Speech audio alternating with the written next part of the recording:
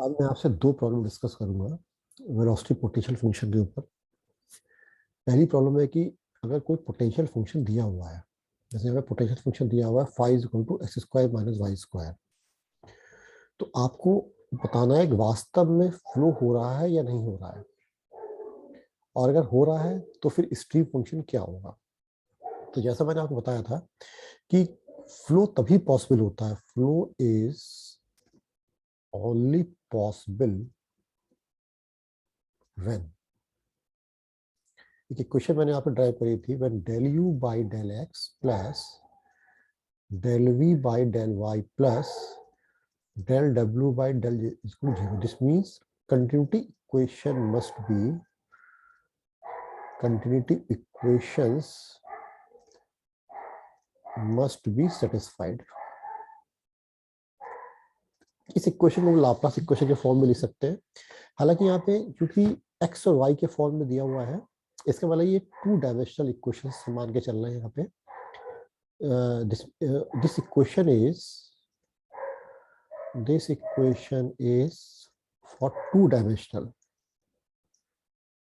क्योंकि x और y के फॉर्म में है टू डायमेंशनल। दिस मीन्स जो कंटिन्यूटी इक्वेशन होगी वो हमारी हो जाएगी del U Y del X plus del V del Y should be equal to zero. तो पहले हमने क्या करें, पहले हम लोग u और v निकाल लेते हैं। तो u इज इक्वल टू हम जानते हैं del phi by del x. तो अब आप निकाल के देखते हैं क्या वैल्यू आती है इसकी, x फाई की वैल्यू क्या दी है, X square minus Y square. तो क्या आएगा यहाँ पे, ये आएगा 2x। इस तरह से v निकाल ले हम लोग, v क्या आएगा, del phi by del Y. This means del Y और ये X square minus square is equal to, it will comes around minus 2y। अब हम यहाँ पे u और v की वैल्यू पुट कर दें तो क्या आएगा, देखिए आपके पास x, u क्या है हमारे पास 2x प्लस, और v क्या दिया हुआ है यहाँ पे माइनस 2y। इसको सॉल्व करो तो क्या आ रहा है यहाँ पे 2, ये आएगा माइनस 2 दैट इक्वल टू 0। तो 2 minus 2 is equal to 0। This means इसका मतलब क्या हुआ कि W Y del X plus del V by del Y is equal to 0। This means flow is possible, यानी फ्लो हमारा हो रहा है। क्यों हो रहा है, क्योंकि हमारी कंटिन्यूटी इक्वेशन सेटिस्फाइड हो रही है। अब अगर कंटिन्यूटी इक्वेशन सेटिस्फाई कर रही है तो हम इसको स्ट्रीम फंक्शन भी निकाल सकते हैं। अब वो हम कैसे निकालेंगे, now if flow is possible, this means stream function will exist,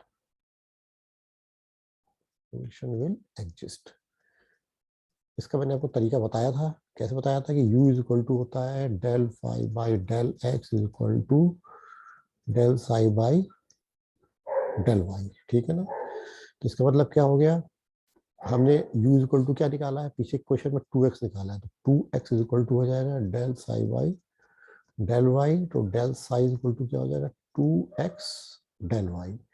तो साई इज इक्वल टू क्या हो जाएगा, इसको अब डिफरेंट इंटीग्रेट करेंगे तो आएगा 2xy प्लस जो फंक्शन आएगा वो x का आएगा। क्यों फंक्शन x का है, ये मैंने पहले भी आपको बताया था लास्ट लेक्चर, क्योंकि एक तरह से कांस्टेंट है, इंटीग्रेशन के बाद हमेशा कांस्टेंट जरूर आता है। सिमिलरली हम लिख सकते हैं दूसरी क्वेश्चन जो है v इज इक्वल टू क्या होता है del psi by del Y, that is equal to minus del psi by del X. v is equal to क्या दिया था यहाँ पे, माइनस 2y दिया हुआ है, तो minus 2y is equal to minus del psi by del x. तो del psi y is equal to क्या हो जाएगा माइनस, यानी या तो प्लस हो जाएगा वाई वाई तो जाएगा डेल एक्स। तो इसको इंटीग्रेट करोगे तो फिर क्या आएगा 2yx प्लस एफ वाई। तो ये फंक्शन आएगा हमारे पास, y का फंक्शन आएगा यहाँ पे। तो ये इक्वेशन 1 हो गई और ये इक्वेशन 2 हो गई। अब इन दोनों इक्वेशन से हम लोग देख सकते हैं कि जो कॉमन वेरिएबल्स होते हैं केवल वो लेते हैं। तो अगर हम नाउ फ्रॉम इक्वेशन 1 एंड 2, तो 2xy यहाँ भी है 2xy यहाँ भी है, तो हम एक ही बार 2xy लेंगे। तो 2xy यानी फाइव इज इक्वल टू हो जाएगा हमारे पास 2xy, अब प्लस एक कोई भी कांस्टेंट हो जाएगा, कौन सी भी लिख सकते हैं हम लोग, कांस्टेंट, तो ये इसका आंसर हो जाएगा। तो इसका मतलब क्या हो गया, stream function is equal to 2xy plus C, phi is equal to 2xy plus, यही आंसर हो जाएगा। इस तरह से हम लोग पोटेंशियल फंक्शन से स्ट्रीम फंक्शन निकाल सकते हैं। एक प्रॉब्लम मैं और आपसे लेना चाहूंगा, कहता है कि स्ट्रीम फंक्शन अगर 2xy दिए हुए हमारे पास, तो हमें वेलोसिटी निकालना है एट द पॉइंट 2, 3, और वेलोसिटी फंक्शन निकालना है आपको। तो ये वेलोसिटी फंक्शन निकालना है, और हम अगर मैं इस प्रॉब्लम में एक चीज लिख देता हूँ, also calculate potential function, potential ये भी मैं लिख देता हूँ यहाँ पे।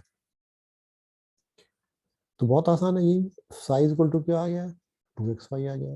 अब हमें वेलोसिटी निकालना है एट द पॉइंट 2, 3, तो हमें इक्वेशन मालूम है, क्या मालूम है कि u इज इक्वल टू होता है del psi by del Y, और v इज इक्वल टू होता है del minus del psi by del X. इसका मतलब क्या हो गया, साई कितना दिया 2xy, तो कितना आ गया 2x, यहाँ पे कितना आएगा माइनस डेल एक्स, 2xy है ये, कितना आएगा -2y। अब हमें वेलोसिटी निकालना है 2 और 3, कोऑर्डिनेट दिए हुए हैं आपके पास 2, 3, एक्स इज इक्वल टू क्या है 3, और Y sorry X is equal to 2, Y is equal to 3, तो u इज इक्वल टू क्या दिया है 2x, तो 2 into 2 is equal to 4 unit, और v इज इक्वल टू क्या दिया हुआ है -2y, तो -2y is equal to -2 is equal to 3 is equal to -6 unit. तो अगर हम वेलोसिटी को वेक्टर की फॉर्म में लिखें तो कैसे लिखेंगे, यू आई प्लस वी जे, यानी u क्या है x कोऑर्डिनेट में है और v क्या है y कोऑर्डिनेट में है, तो यानी हम इसको लिखते हैं 4i -6j, v is equal to हो गया हमारे पास 4i -6j। तो इसके मतलब वेक्टर फॉर्म में हमने लिख दिया। अब हम अगर वेक्टर फॉर्म में अब इसका रिजल्टेंट वेलोसिटी हम लिखना चाहते हैं, तो रिजल्टेंट वेलोसिटी हम लोग कैसे लिखते हैं, रिजल्टेंट वेलोसिटी कैसे लिखते हैं हम लोग, resultant velocity v is equal to u square plus v square. u कितना है हमारे पास 4 का स्क्वायर, और v कितना है 6 का स्क्वायर, कितना हो गया 16 प्लस 36, कितना हो गया √8। ये आंसर हो गया। इस तरह से जो है हम इसको कैलकुलेट कर सकते हैं।